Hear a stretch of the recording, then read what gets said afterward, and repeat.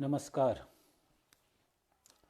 अद्य पुनः भवताम् अस्मिन् व्याख्याने स्वागतम्। न्यायसिद्धान्तमुक्तावल्याः पाठे ह्यः मया सामान्यविशेषसमवायानां विवेचनं कृतमासीत्। समवायस्य सत्तायां किं प्रमाणमस्ति इत्यस्मिन् विषये अनुमानं प्रमाणम् उपदर्शितमासीत्।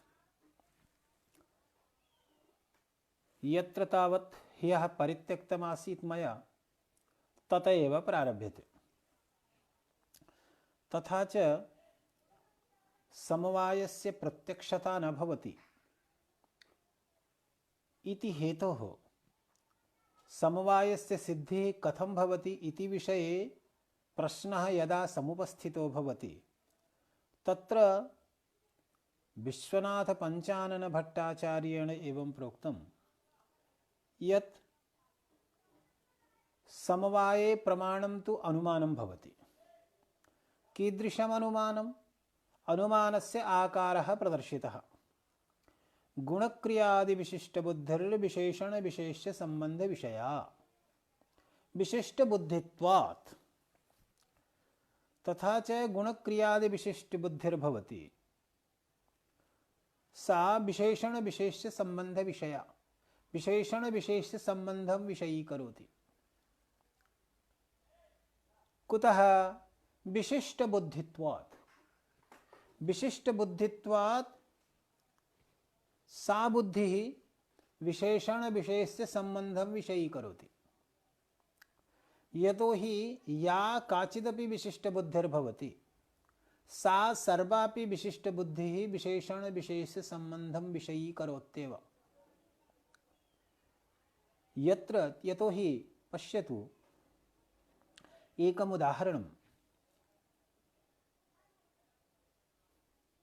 घटभूतलसंयोगाः इति यज्ज्ञानमस्ति,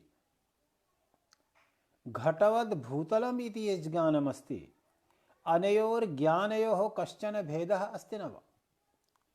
यदा तावत् घटभूतलसंयोगाः इति ज्ञानं भवति तदा घटस्य भूतलस्य संयोगस्य च भानं भवति। घटवद्भूतलम् इति यदा ज्ञानं भवति तदानीमपि ज्ञाने घटस्य भूतलस्य घटभूतलयोः संयोगस्य विषयता भवति। तथा च अनया रीत्या उभयत्रापि त एव विषयाः समायान्ति, परन्तु घटवद्भूतलम् इति यज्ज्ञानं भवति तज्ज्ञानं विशिष्टबुद्धिर्भवति। विशिष्टबुद्धिर्नाम विशेषणविशेष्यसम्बन्धविषयिणी बुद्धिः भवति। घटभूतलसंयोगाः इति यज्ज्ञानं भवति तत्र संयोगस्य घटभूतलयोः सम्बन्धता न भासते। घटवद्भूतलम् इति उच्यमाने तु घटभूतलयोः कश्चन सम्बन्धोऽपि प्रतिभासते। अतएव या काचिदपि विशिष्टबुद्धिर्भवति, दण्डीपुरुषः इति या विशिष्टबुद्धिर्भवति सा विशिष्टबुद्धिर्विशेषणविशेष्यसम्बन्धविषया, तादृशी एव एति एषापि बुद्धिर्भवति। का बुद्धिः? रूपवान् घटः इति बुद्धिः, गन्धवत् पुष्पम् इति बुद्धिः, क्रियावान् घटः इति बुद्धिः। तर्हि गुणक्रियादिविशिष्टबुद्धिः। पीतो घटः इति बुद्धिः। तर्हि पीतो घटः इति या बुद्धिर्भवति, गन्धवत् पुष्पम् इति या बुद्धिर्भवति, क्रियावान् घटः इति या बुद्धिर्भवति, सा सर्वापि विशिष्टबुद्धिः विशिष्टबुद्धित्वात् विशेषणविशेष्यसम्बन्धविषयिणी एव भवेत् इति आवश्यकम्। अतएव प्रोक्तं या काचिदपि विशिष्टबुद्धिः सा विशिष्टबुद्धिः विशेषणविशेष्यसम्बन्धविषया भवति। तर्हि अस्या अपि बुद्धेः विशेषण विशेष्य संबंध विषयकत्वम् अनिवार्यम् अपरिहार्यम्। अतएव विशेषण विशेष्य संबंध विषयकत्वस्य आवश्यकत्वात् कश्चन संबंधः अवश्यमेव तत्र विद्यते इति स्वीकर्तव्यम्। कस्तावदयं संबंधः? तत्र संयोगादीनां तत्र बाधः। संयोगादि संबंधास्तत्र न भवितुमर्हन्ति। यतो हि गन्धवत् पुष्पम् इत्याकारकं यज्ज्ञानं भवति तज्ज्ञानं गन्धपुष्पयोर्मध्ये कञ्चन संबंधं विषयीकरोति। गन्धस्तु गुणः, पुष्पं तु द्रव्यं। गुणद्रव्ययोर्मध्ये संयोगः न संभवति। अतएव प्रोक्तं संयोगादिबाधात् समवाय सिद्धिः। एतेन संयोगादिबाधात् समवाय सिद्धिः। परन्तु संयोगादिबाधात् समवाय सिद्धिः कथं भवेत्? कश्चन संबंधः अस्ति इति स्वीकुर्मः, परन्तु ससंबंधः समवाय एव इति कथं स्वीक्रियते? तत्र वदन्ति नैयायिकाः यत् अनेनानुमानेन कस्यचन संबंधस्यैव सिद्धिर्भवति। यस्य संबंधस्य सिद्धिर्भवति स संबंध एव समवायः इति अवगन्तव्यम्। तथा च अनया रीत्या समवायस्य संबंधस्य सिद्धिस्तत्र भवति संबंधत्वेन इति स्वीकर्तव्यम्। परन्तु अत्रैव अनुमानान्तरं शक्यते प्रस्तोतुम्। कथम् अनुमानान्तरं शक्यते प्रस्तोतुम्? यतो हि यथा विशिष्टबुद्धिः गुणक्रियादिविशिष्टबुद्धिर्भवति तथैव अभावविशिष्टबुद्धिरपि भवति।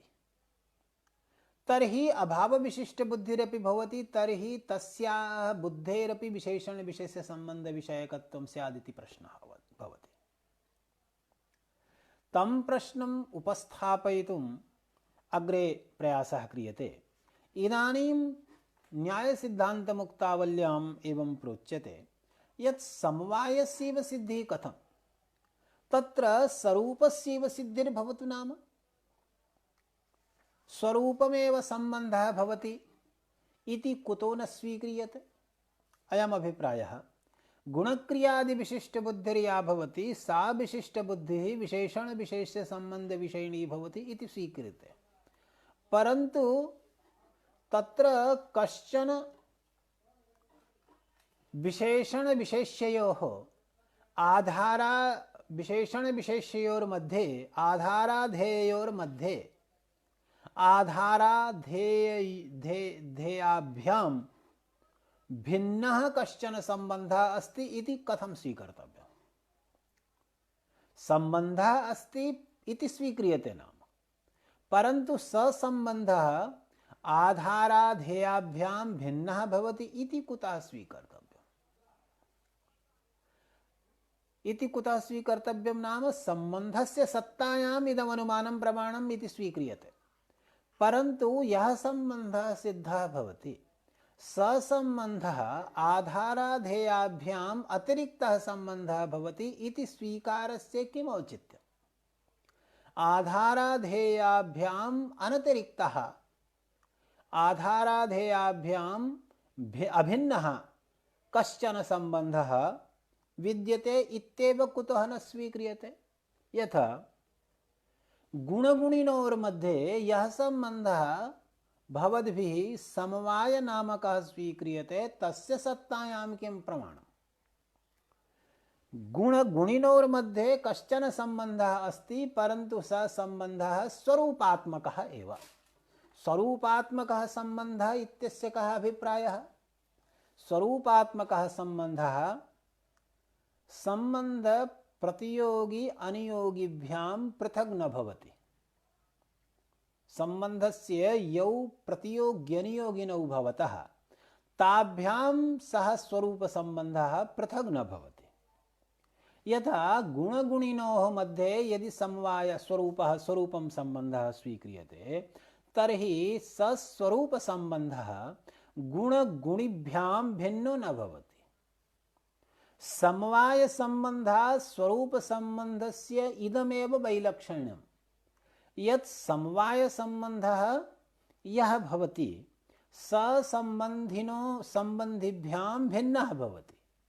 स्वरूप संबंधस्तु संबंधिभ्यां भिन्नो न भवति। अतएव तस्य स्वरूपमिति नाम। स्वरूपं नाम स्वं रूपं स्वरूपं। तर्हि स्वरूप संबंधः स एव संबंधः भवति यः संबंधस्य प्रतियोग्यनियोगी रूपः। संबंधस्य प्रतियोगी अनियोगिभ्यां स्वरूप संबंधः भिन्नो न भवति। तर्हि अत्रापि गुणगुणिनोः मध्ये क्रियाक्रियावतोर्मध्ये जातिव्यक्त्योर्मध्ये कश्चन भिन्नः संबंधः स्वीक्रियते इत्यत्र किं प्रमाणम्? संबंधः सिद्धो भवतु नाम, परन्तु कश्चन भिन्नः संबंधः स्वीक्रियते इत्यत्र किं प्रमाणमस्ति तदेव पृच्छति ग्रन्थकारः पूर्वपक्षमुखेन। न च स्वरूप संबंधेन सिद्ध साधनम। तर्हि स्वरूप संबंधस्तु स्वीक्रियते, तेन सिद्ध साधनं भविष्यति। अर्थान्तरं वा भविष्यति। अर्थान्तरं वा नाम यः संबंधः अस्माभिः स्वरूप संबंध इति नाम्ना स्वीक्रियते स एव संबंधः भवता समवाय संबंध इति नाम्ना स्वीक्रियते इति अर्थान्तरम्। तथा च वस्तुतः यदि यं संबंधम् अहं स्वरूप संबंध इति नाम्ना स्वीकरोमि तदेव संबंधः स एव संबंधः यदि भवता समवाय संबंध इति नाम्ना स्वीक्रियते तर्हि वस्तुतः आवयोः किंचिद मत वैभिन्यं नास्ति। केवलं वाचिक एव विरोधः। वस्तुतस्तु कश्चन विरोधः नास्ति। तदेव अत्र समुपस्थापितं। न च स्वरूप संबंधेन सिद्ध साधनम् अर्थान्तरं वा। तत्रैवं उच्यते स्वरूप संबंधेन सिद्ध साधनं न भवति, अर्थान्तरमपि न भवति। कुतः? यतो हि समवाय संबंधः स्वरूप संबंधात् पृथक् स्वीक्रियते अस्माभिः नैयायिकैः। किमन्तरं समवाय स्वरूपयोः? स्वरूप संबंधः प्रतियोगी अनियोगिभ्यां भिन्नः न भवति, समवायस्तु प्रतियोगी अनियोगिभ्यां भिन्नः भवति। इति द्वयोः अत्यन्तम् अन्तरं, महदन्तरं भवति। अतएव अर्थान्तरं नास्ति, सिद्धसाधनमपि नास्ति। यतो हि भवद्भिस्तु स्वरूप संबंधेनैव कार्यं निर्वाहयितुम् इच्छद्भिः एवं स्वीक्रियते यद् वस्तुतः समवाय संबंधः स्वरूप संबंधस्यैव नामान्तरं, परन्तु नैवमस्ति। अतएव भवतां यः पक्षः समुपस्थापितः सिद्धसाधनम् अर्थान्तरं वा तद्द्वयम् अस्माकं पक्षे न संभवति। कुतो न संभवति? तत्र कारणमिदं ग्रन्थकारः वक्ति। यदि तावत् समवायस्यापि स्वरूप संबंध विशेष रूपता स्वीक्रियते, वस्तुतः स्वरूप संबंध विशेष मात्रम् इति ये वदन्ति। स्वरूप संबंधस्य अनेके भेदाः सन्ति। तर्हि स्वरूप संबंध विशेष एव समवाय संबंधः इति ये वदन्ति, तैः किं कर्तव्यं? तैः एवं वक्तव्यं यत् अनंत स्वरूपाणां संबंधत्व कल्पना करणीया। अनंत स्वरूपाणां संबंधत्व कल्पना करणीया नाम यथा गुणगुणिनोः मध्ये समवायः स्वीक्रियते नैयायिकैः, तत्र गुणगुणिनोः मध्ये समवाय संबंधम् अस्वीकृत्य स्वरूप संबंधः स्वीक्रियते चेत् तर्हि गुणगुणिस्वरूपत्वं संबंधस्य स्वीकर्तव्यम्, गुणगुणिरूपत्वं संबंधस्य स्वीकर्तव्यम्। अर्थात गुणिरूपः एव संबंधः, गुणरूपश्चायं संबंधः। तर्हि अनया दिशा अनन्ताः पदार्थाः सन्ति, अनन्तानि द्रव्याणि सन्ति। अनन्तास्तावद् गुणाः सन्ति। अनन्ताः गुणाः सन्ति नाम यद्यपि चतुर्विंशतिर्गुणाः, परन्तु चतुर्विंशतिर्गुणाः इत्यस्य अयम् अभिप्रायः भवति, चतुर्विंशतिजातीयकाः गुणाः भवन्ति। रूपमपि रूपजातीयकः एकः गुणः भवति, परन्तु रूपस्य बहुवैलक्षण्यं भवति। यथा घटस्य रूपं, पटस्य रूपं, कमलस्य रूपं, पुष्पस्य रूपं, पाटलपुष्पस्य रूपम्, अनया रीत्या रूपाणां महद्वैलक्षण्यं भवति। चन्द्रमसः रूपं, सूर्यस्य रूपं, तर्हि रूपाणां बहवो भेदाः भवन्ति।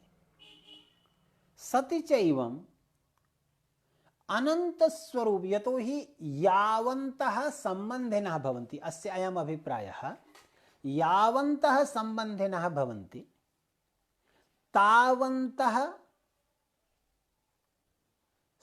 तावतां सम्बन्धत्वं कल्पनीयम्। यावन्ति स्वरूपाणि सन्ति, यावन्तः सम्बन्धिनः सन्ति, तेषां समेषामपि सम्बन्धत्वं कल्पनीयं भवति। तदपेक्षया एकस्यैव समवायस्य सिद्धिः लघुभूता। तदपेक्षया इदमेव सम्यक् भवति यदि एकस्यैव समवायस्य सिद्धिः स्वीक्रियते। एक एव समवायः विद्यते, सोऽयं समवायः एव सम्बन्धत्वेन स्वीकर्तव्यः इति यदा प्रोच्यते तदा काचिदपि समस्या न भवति।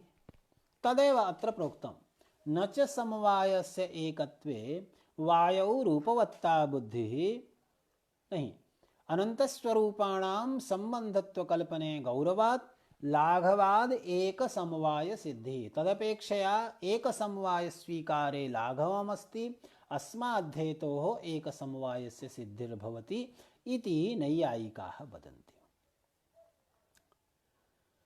पुनश्च अत्र पूर्वपक्षः समुपस्थितो भवति। यदि भवान् समवायस्य एकत्वं स्वीकरोति तर्हि सम्बन्धसत्ता सम्बन्धिसत्तायाः नियामिका भवति। यदि कुत्रचित् सम्बन्धः अस्ति चेत् तत्र सम्बन्धिनोऽपि सत्ता आवश्यकी। समवायस्य भवद्भिः एकत्वं स्वीक्रियते। यदि समवायस्य भवद्भिः एकत्वं स्वीक्रियते तर्हि वायौ रूपवत्ता बुद्धिः कथं न भवेत्। वायौ रूपवत्ता बुद्धिप्रसङ्गः। कथं वायौ रूपवत्ता बुद्धिप्रसङ्गः? तत्र इदं कारणम्। वायौ स्पर्शः अस्ति न वा? स्पर्शः अस्ति। स्पर्शवान् वायुः इति सर्वेषामपि प्रतीतिर्जायते। तर्हि वायोः स्पर्शवत्ता तु सर्वैरपि स्वीकर्तव्या। तर्हि स्पर्शः वायुः केन सम्बन्धेन विद्यते? समवायसम्बन्धेन। तथा च एवं स्वीकर्तव्यं यत् वायौ स्पर्शस्य समवायः अस्ति, परन्तु समवायस्तु भवद्भिः एक एव स्वीकृतः। यदि समवायः एक एव स्वीकृतः तर्हि य एव स्पर्शस्य समवायः, स एव रूपस्यापि समवायः। तर्हि रूपस्यापि समवायः स एव। तर्हि समवायसत्वे, स्पर्शसमवायसत्वे रूपसमवायः तत्र विद्यते इति स्वीकर्तव्यम्। सति चैवं रूपसमवायः यदि तत्र अस्ति तर्हि रूपस्य सत्ता केन निवार्यते? तर्हि वायौ समवायस्य सत्तया रूपवत्ता प्रतीतिः भवेत्, रूपवत्ता बुद्धिः स्यात्। अर्थात रूपवत्ता बुद्धेः निराकरणं नैव कर्तुं शक्यं। तदेव उच्यते न च समवायस्य एकत्वे वायौ रूपवत्ता बुद्धिप्रसङ्गः। वायौ रूपवत्ता बुद्धेः प्रसङ्गः अर्थात वायौ रूपवत्ता बुद्धिः स्यात्। तत्र समाधानं दीयते। तत्र रूपसमवायसत्वेपि रूपाभावात्। नहि भोः, एवं नास्ति। यद्यपि तत्र समवायः अस्ति परन्तु स समवायः रूपसमवायः नास्ति, अपितु स्पर्शसमवायः अस्ति। अर्थात स्पर्शप्रतियोगिकस्य समवायस्य तत्र सत्वात् रूप प्रतियोगिकस्य समवायस्य तत्र असत्वात् तत्र रूपवत्ता बुद्धिर्न भवति। अर्थात रूप प्रतियोगिकः समवायः यदि वायौ भवेत् तदानीमेव वायौ रूपवत्ता बुद्धि प्रसंगः आपद्येत, परन्तु नैवमस्ति। वायौ रूप समवायस्तु नास्ति, वायौ तु स्पर्श समवायः विद्यते। स्पर्श समवाय सत्वेन रूप समवाय सत्ता नैव आयाति, अतएव रूप समवाय सत्वेपि तत्र रूपाभावात् रूपं तत्र नास्ति। अस्माद्धेतोः इति हेतोः तत्र रूपवत्ता बुद्धिर्न भवति वायौ। रूपवत्ता बुद्धिः पृथिव्यां भवितुमर्हति, यतो हि पृथिव्यां रूप प्रतियोगिकः समवायः विद्यते, परन्तु वायौ रूप प्रतियोगिकः सम्बन्धः नास्ति, रूप प्रतियोगिकः समवायः नास्ति। अस्माद्धेतोः वायौ रूपवत्ता बुद्धिर्न भवति। सति चैवम् एवमत्र समागतं परिष्कारस्य विचारस्य या पद्धतिः प्रचलति तया रीत्या एवं अत्र निर्णयः समागतः यत् वायौ रूपवत्ता बुद्धिर्भवति, वायौ रूपवत्ता बुद्धिर्न भवति, वायौ स्पर्शवत्ता बुद्धिर्भवति, वायौ स्पर्श प्रतियोगिकः समवायः एव विद्यते, न तु रूप प्रतियोगिकः समवायः। तर्हि रूप प्रतियोगिकस्य समवायस्य वायौ असत्वात् रूपवत्ता बुद्धिर्न भवति। अतएव एक समवाय स्वीकारेपि काचित् समस्या नास्ति इति निष्कर्षः समायाति। तथा च एवम् अत्र स्वीकृतं यत् पूर्वोक्तयुक्त्या नाम गुणक्रियादि विशिष्ट बुद्धिः विशेषण विशेष संबंध विषया विशिष्ट बुद्धित्वात् दंडी पुरुष इति विशिष्ट बुद्धिवत् इत्यनुमानेन गुणक्रियादि विशिष्ट बुद्धीनां विशेषण विशेष संबंध विषयकत्वं स्वीकर्तव्यं, विशेषण विशेष संबंध विषयकत्वं स्वीकर्तव्यं। यदि विशेषण विशेष संबंध विषयकत्वं तस्य स्वीक्रियते तर्हि तयैव रीत्या अन्यासामपि बुद्धीनां विशेषण विशेष संबंध विषयकत्वं स्वीकर्तव्यं। तत्र एकः दृष्टान्तः अत्र समायाति, एकम् अपरं स्थलम् अत्र समायाति यत्र एतादृशी स्थितिर्भवति। यथा भूतले घटाभावः, भूतलं घटाभाववत्, तर्हि भूतलं घटाभाववत् इति काचित् विशिष्ट बुद्धिर्भवति। कथम एषा विशिष्ट बुद्धिः? यतो हि इयं बुद्धिः भूतलस्य घटाभाववत्वम् अवगाहते, भूतलस्य घटाभाव वैशिष्ट्यम् अवगाहते। तर्हि भूतले घटाभाव वैशिष्ट्यम् अवगाहमाना एषा या बुद्धिर्भवति सा बुद्धिः अपि पूर्वोक्तयुक्त्या यथा भवद्भिः अनुमितं यत् गुणक्रियादि विशिष्ट बुद्धिर्विशेषण विशेष संबंध विषया विशिष्ट बुद्धित्वात् दंडी पुरुष इति विशिष्ट बुद्धिवत् तयैव रीत्या अस्माभिरपि अनुमातुं शक्यते यत् अभाव बुद्धिः विशेषण विशेष संबंध विषया अभाव विशिष्ट भूतल बुद्धिः विशेषण विशेष संबंध विषया विशिष्ट बुद्धित्वात् दंडी पुरुष इति विशिष्ट बुद्धिवत्। तर्हि यथा तत्र भवद्भिः प्रोक्तं यत् तत्र स्वरूपादीनां बाधात् संयोगादीनां बाधात् कश्चन समवाय रूपः संबंधः सिद्धः भवति, तथैव अत्र अपि समवाय संयोगादीनां बाधात् किंचित् वैशिष्ट्य रूपं किंचित् वैशिष्ट्यनामकं कश्चन वैशिष्ट्यनामकः संबंधः सिद्धो भवति। तर्हि अनया रीत्या वैशिष्ट्यनामकस्य संबंधस्य सिद्धौ सत्यां गौरवं भविष्यति।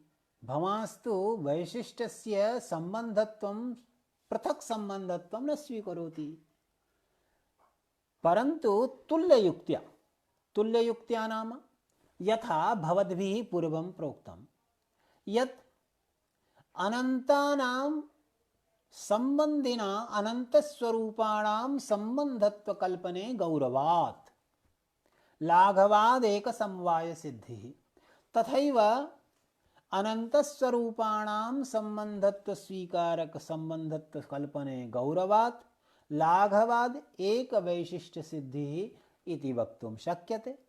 तथा ही यथा गुणक्रियादि विशिष्ट बुद्धिर्भवति तत्र गुणक्रियादि विशिष्ट बुद्धयोः बुद्धीनां गुणगुणिनोः मध्ये कश्चन समवाय रूपः गुणगुणिभ्यां भिन्नः संबंधिभ्यां भिन्नः संबंधः स्वीक्रियते। तथैव अभाव विशिष्ट बुद्धिर्यत्र भवति तत्र अपि अभाव भिन्नः पुनश्च अभावाधिकरण भिन्नः कश्चन संबंधः वैशिष्ट्य नामकः संबंधः सिद्धः भवेत्।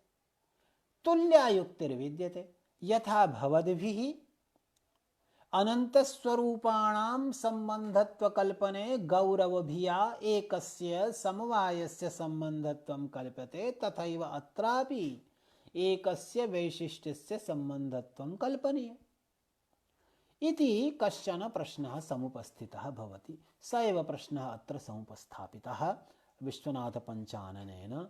न चैवम् अभावस्यापि वैशिष्ट्यं सम्बन्धान्तरं सिद्धेदिति वाच्यं न च वाच्यं। तत्रोच्यते एवं नास्ति अभावस्य वैशिष्ट्यरूपं वैशिष्ट्यात्मकः कश्चन संबंधः नैव सिद्धः भवति। अर्थात तुल्यायुक्तिः या भवद्भिः प्रोच्यते वस्तुतः तत्र युक्तेस्तुल्यत्वं नास्ति। कथं युक्तेस्तुल्यत्वं नास्ति?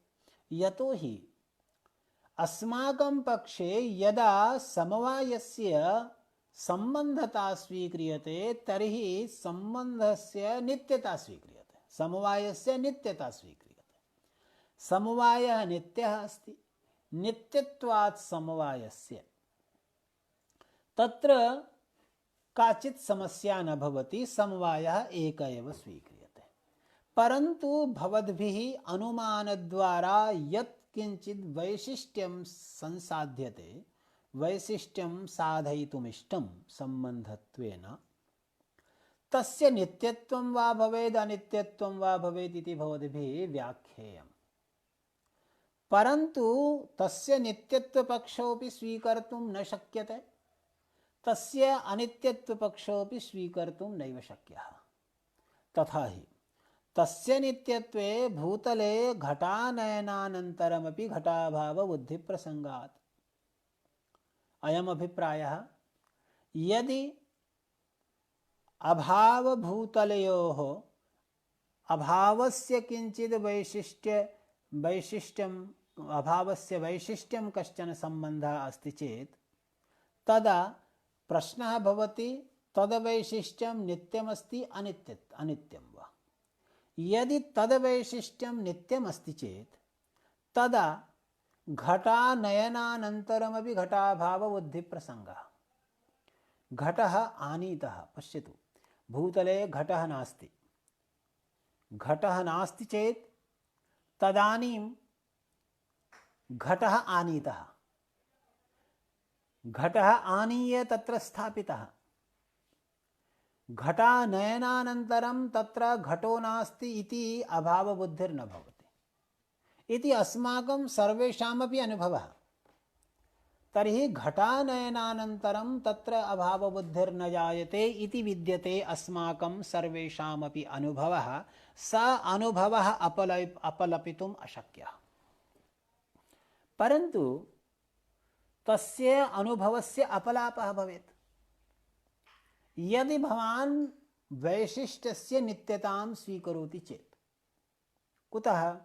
यतोहि अत्यन्ताभावस्तु नित्य एव विद्यते इति भवद्भिः ज्ञायते एव। पूर्वम् अस्माभिः मया स्थापितमासीत्, व्याख्यातमासीत् एतत् यत् अत्यन्ताभावः नित्यः अस्ति। तर्हि यत्र भूतले घटाभावः नास्ति, घटो नास्ति, यत्र भूतले घटः नास्ति तत्र घटाभावः विद्यते, तत्र घटाभावः अस्ति। स च घटाभावः नित्यः, स च घटाभावः नित्यः, उत्पाद विनाशशीलो न भवति। अयं घटाभावः उत्पन्नोऽपि न भवति विनष्टोऽपि न भवति, तर्हि अयं घटाभावः नित्यः भवति, नित्यः भवति। तर्हि घटाभावः नित्यः अस्ति तत्र अस्त्येव, तत्र नास्ति इति तु न वक्तुं शक्यते। स घटाभावः तत्र विद्यते इति स्वीकर्तव्यं। तर्हि घटाभावस्तत्र अस्ति, अथ च घटाभावस्य यः सम्बन्धः स सम्बन्धोऽपि अस्ति। कुतः? यतोहि सः सम्बन्धोऽपि भवद्भिः नित्य एव स्वीकृतः। तर्हि सम्बन्धे अपि विद्यते, सम्बन्धोऽपि विद्यते, द्वयस्यापि विद्यमानत्वे घटाभावबुद्धिः कथं भवेत्? कथं न भवेत्? अर्थात् यदि घटाभावोऽपि नित्यः, घटाभावस्य सम्बन्धोऽपि नित्यः, तर्हि घटानयनानन्तरमपि घटाभावबुद्धिर्भवेत्। स्पष्टमेतत् अवगन्तव्यं। यतोहि किम् अपेक्षितं भवति? कस्यचन प्रतीतिः कथं भवति, कदा भवति? घटस्य प्रतीतिः कदा भवति, कुत्र भवति? यत्र घटः अस्ति तत्रैव घटस्य प्रतीतिः भवति। अर्थात् यत्र घटः अस्ति इत्यस्य कः अर्थः? घटः अस्ति, घटस्य सम्बन्धश्च अस्ति। तर्हि यदि सम्बन्धोऽपि अस्ति, घटोऽपि अस्ति, उभावपि यदा स्तः तदा घटवत्ता बुद्धिर्भवति। यदा तु उभौ न स्तः तदा घटवत्ता बुद्धिर्न भवति, तदा रूपवत्ता बुद्धिर्न भवति। अतएव वायौ रूपवत्ता बुद्धिर्न भवति। तत्र रूपस्य समवायः यद्यपि विद्यते, रूपस्य सम्बन्धः यद्यपि विद्यते, परन्तु रूपं तत्र नास्ति। तर्हि रूपस्य अभावात् रूपसम्बन्धस्य सत्त्वेपि तत्र रूपवत्ता बुद्धिर्न भवति। स्पष्टमस्ति एतत्। तर्हि तदेव प्रोच्यते तस्य नित्यत्वे यदि वैशिष्ट्यं नित्यमस्ति चेत् तदा यत्र भूतले घटः नास्ति तत्र घटानयनानन्तरमपि घटाभावबुद्धिः भवेत्। यतोहि द्वयमपि नित्यम् अस्ति, घटाभावोऽपि नित्यः, घटाभावस्य सम्बन्धोऽपि नित्यः। यदि एतद्द्वयमपि नित्यमस्ति तर्हि घटाभावबुद्धिः कथं न भवेत्? तदेव प्रोक्तं तस्य नित्यत्वे भूतले घटानयनानन्तरमपि घटाभावबुद्धिप्रसङ्गात्। कुतः? घटाभावस्य तत्र सत्त्वात्। घटाभावस्तु तत्र विद्यते। एवं तु न वक्तुं शक्यते यत्र पूर्वं तत्र घटाभावः आसीत् इदानीं घटाभावस्ततः अपसृतः कुत्रचित् अन्यत्र गतः। यतोहि अभावे काचित् क्रिया न भवति, क्रियावद् द्रव्यमेव भवति, न तु अभावः, न तु गुणः, न तु क्रिया। तर्हि क्रियावत्वं केवलं द्रव्ये एव तिष्ठति, द्रव्ये एव भवति, अभावादौ क्रिया न भवति।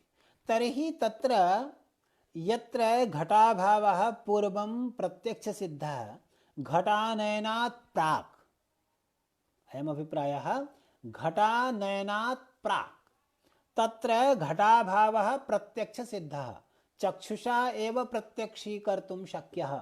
अतएव तदानीं प्रतीतिर्भवति अत्र घटो नास्ति इति। तर्हि तादृशी या प्रतीतिः प्रत्यक्षतः जायते तया प्रतीत्या भूतलस्य घटाभाववत्वं तत्र निश्चितम्। तर्हि पदतु घटाभाववत्वं तत्र अस्ति, घटाभावस्य वैशिष्ट्यमपि तत्र अस्ति भवत् निर्वचनानुसारं। घटाभावः अपि नित्यः, घटाभावस्य सम्बन्धः वैशिष्ट्यमपि नित्यं। यदि द्वयमपि नित्यं तर्हि द्वयस्यापि नित्यत्वात् तत्र घटाभावबुद्धिः कुतो न भवेत्? भाई सम्बन्धोऽपि अस्ति, सम्बन्धी अपि अस्ति।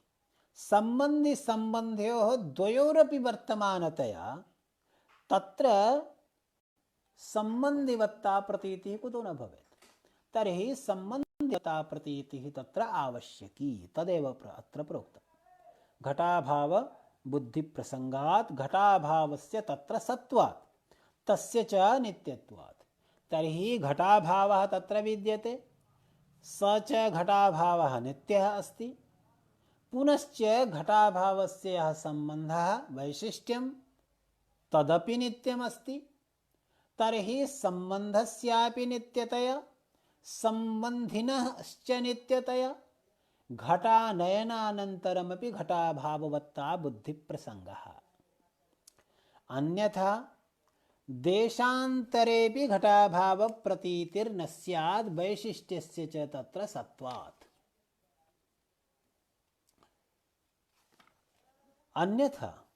अन्यथा नाम यदि एवं न स्वीक्रियते चेत्, अर्थात संबंधस्य सत्तायां सम्बन्धिनः सत्तायामपि अभाव प्रतीतिः न स्वीक्रियते चेत् तदा देशान्तरेऽपि घटाभाव प्रतीतिर्न भवेत्। अर्थात घटाभाव प्रतीत्यर्थं किम् आवश्यकम्? संबंधि सत्ता अपेक्षिता, संबंध सत्ता अपेक्षिता, एतद्द्वयम् अपेक्षितं भवति। एतद्द्वयं च तत्र विद्यते।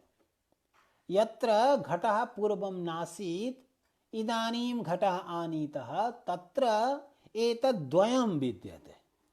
यदि एतद्द्वय सन्निधानेऽपि घटाभाव प्रतीतिर्न जायते तर्हि अन्यत्रापि घटाभाव प्रतीतिर्न जायते। तदेव उक्तम्, अन्यथा देशान्तरेऽपि घटाभाव प्रतीतिर्न स्यात् वैशिष्ट्यस्य च तत्र सत्वात्। तत्र वैशिष्ट्यमपि विद्यते। अत्र प्रश्नः भवति, नैयायिकं कश्चन प्रष्टुं वाञ्छति, भवानपि समवायस्य नित्यतां स्वीकरोति। तर्हि यदि समवायस्य नित्यतां स्वीकरोति तर्हि भवत् सिद्धान्तानुसारमपि एतादृशः प्रश्नः समागतः भवति। अर्थात भवत् पक्षेपि काचित् समस्या समुपस्थिता भवति। तथा हि कथं समस्या समुपस्थिता भवति? प्रथमं घटः यदा अपक्वः अस्ति तदा घटः श्यामः। अग्नौ घटप्रक्षेपानन्तरं पाके संजाते घटस्य रक्तता भवति। तर्हि यदा घटस्य रक्तता भवति श्यामरूपं तदानीं नास्ति।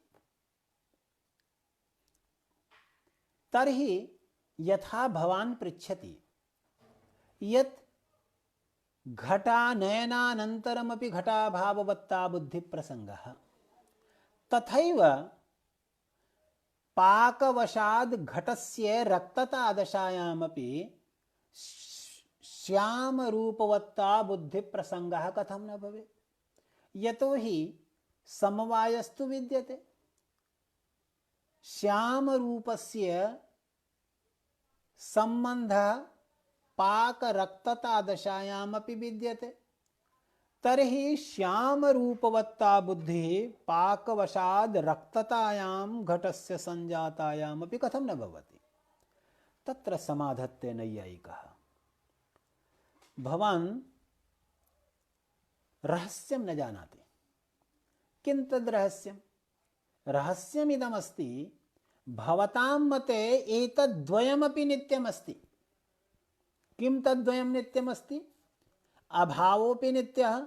पश्यतु, अत्यन्ताभावस्य विषये पूर्वं प्रोक्तमासीत्, त्रयकालिकः अत्यन्ताभावः भवति इति। तर्हि त्रयकालिकः नाम नित्यः, तर्हि नित्यः भवति अत्यन्ताभावः।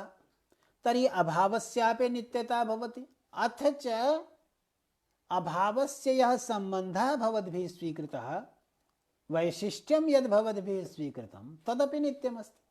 द्वयोरपि नित्यता। यदि द्वयोरपि नित्यता तर्हि घटानयनात् प्राक् यदि द्वयोर्विद्यमानता तर्हि घटानयनानन्तरमपि द्वयोर्विद्यमानता। तर्हि घटानयनानन्तरमपि तत्र घटाभाववत्ता बुद्धिप्रसङ्गः भवति। मन्मते तु नैयायिकमते तु तथा आपत्तिर्न भवितुमर्हति। कुतः? यतोहि समवायस्तु नित्यः अस्ति, स्वीक्रियते, परन्तु यस्य समवायः यस्य श्यामरूपस्य समवायः सम्बन्धः तत् श्यामरूपं वस्तुतः नित्यं नास्ति। श्यामरूपं नित्यं नास्ति, श्यामरूपम् अनित्यम् अस्ति।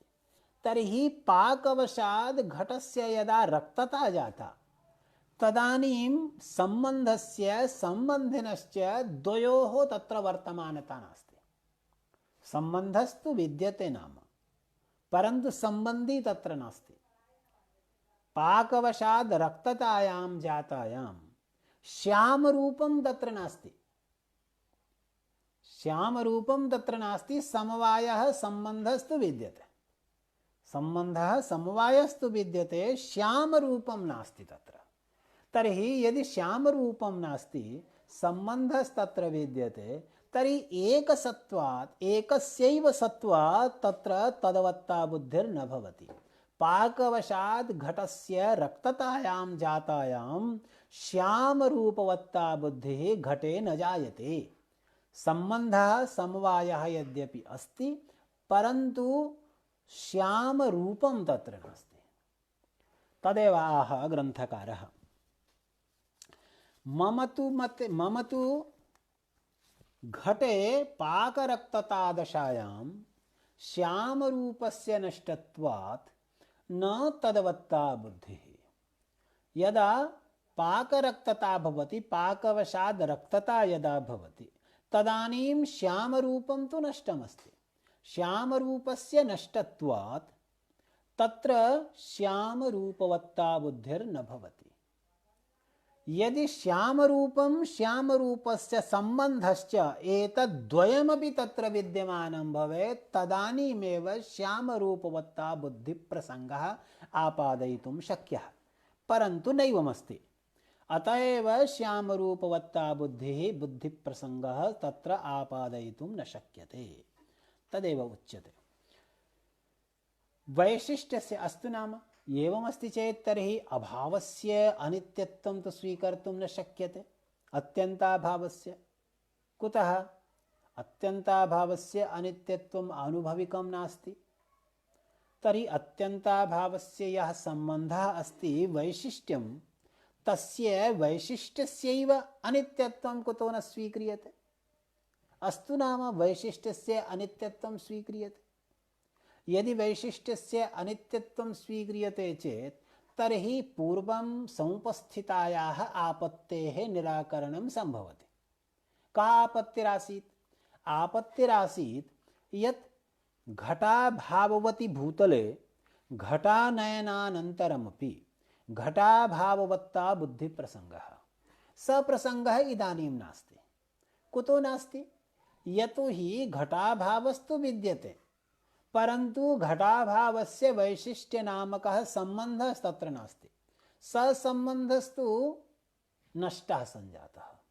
तस्य सम्बन्धस्य असत्वात्, यतोहि तस्य सम्बन्धस्य अनित्यत्वं स्वीक्रियते, तर्हि तस्य सम्बन्धस्य अनित्यत्वस्वीकारेण अनित्यत्वं स्वीक्रियते अस्माद् हेतोः तत्र सम्बन्धः नास्ति। अतः एव द्वयोरवर्तमानत्वात्, द्वयोः एकस्य अवर्तमानत्वात् यदि उभयस्य विद्यमानता भवेत् तदानीमेव तदवत्ता बुद्धिप्रसङ्गः। अर्थात् यदि घटाभावः घटाभावस्य सम्बन्धश्च एतद्द्वौ अपि तत्र विद्यमानौ भवतः तदानीमेव घटाभाववत्ता बुद्धिप्रसङ्गः अस्ति। यदि एवं नास्ति तदा घटाभाववत्ता बुद्धिप्रसङ्गस्तत्र न भवितुमर्हति। तदेव अत्र प्रोक्तं वैशिष्ट्यस्य अनित्यत्वे सा स्थितिर्नास्ति। यतोहि घटाभावः नित्यत्वात् तदानीं भवतु नाम, परन्तु घटाभावस्य सम्बन्धः वैशिष्ट्यं तत्र न भवति अनित्यत्वात्। अतः एव वैशिष्ट्यस्य असत्वात् तत्र घटानयनानन्तरं घटाभाववत्ता बुद्धिप्रसङ्गः नास्ति। तदेव उच्यते वैशिष्ट्यस्य अनित्यत्वे तु अनन्तवैशिष्ट्यकल्पने तवैव गौरवं। तत्र प्राह सति चैवं यदि भवान् वैशिष्ट्यस्य सम्बन्धान्तरत्वं पुनरपि स्वीकर्तुं वाञ्छति स्वीकरोतु नाम, परन्तु अनया रीत्या तु महद्गौरवं भविष्यति भवन्मते। यतो हि वैशिष्ट्यस्य अनित्यत्वकल्पने अनित्यत्वे स्वीक्रियमाणे अनन्तानां वैशिष्ट्यानां कल्पना करणीया भविष्यति, तर्हि तत्तु महद्गौरवं भवति, महते गौरवाय कल्पते। अत एव वैशिष्ट्यस्य नित्यत्वमपि न सम्भवति अनित्यत्वमपि न सम्भवति। उभयत्र बाधक सद्भावात् अभाव बुद्धि यतो हि उभयत्र बाधक सद्भावात् अभाव बुद्धि विशेषण विशेष्य संबंध विषया विशिष्ट बुद्धित्वात् दंडी पुरुषः इति विशिष्ट बुद्धिवत् इत्यनुमानेन अभाव तदधिकरण भिन्नस्य संबंधस्य सिद्धिर्न भवति। यतो हि यदि भिन्नस्य संबंधस्य सिद्धि स्यात् तर्हि तत्तु महते गौरवाय कल्पते। अथ च अग्रेपि पुनः तस्य संबंधस्यापि संबंधकल्पने गौरवं भवेत्। तर्हि संबंधस्य तत्र कश्चन संबंधः कल्पनीयः भवेत्, तत्र अनवस्थां समाधातुं तत्र स्वरूप संबंध एव कल्पनीयः भविष्यति।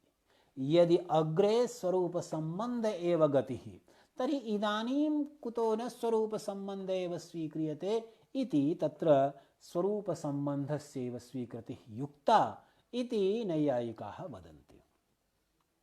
तर्हि कः निष्कर्षः समायाति? एवं च तत्तत्कालीनं तत्तद्भूतलादिकं तत्तद् अभावानां संबंधः। एवं च अनया रीत्या तत्तत्कालीनं